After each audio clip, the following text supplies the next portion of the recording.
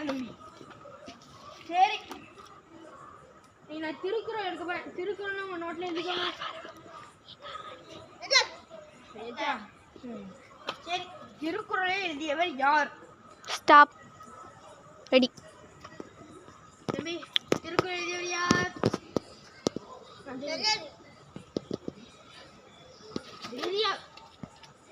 எத்தனை வருஷம் எடிஷன் படிக்கிறேன். திருக்குறள் எழுதியவர் யாருன்னு தெரியாது.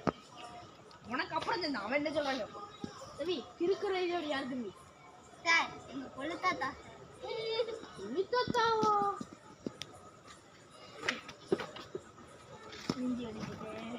நாளைக்கு டியூஷன் லீவ் ஜாலி.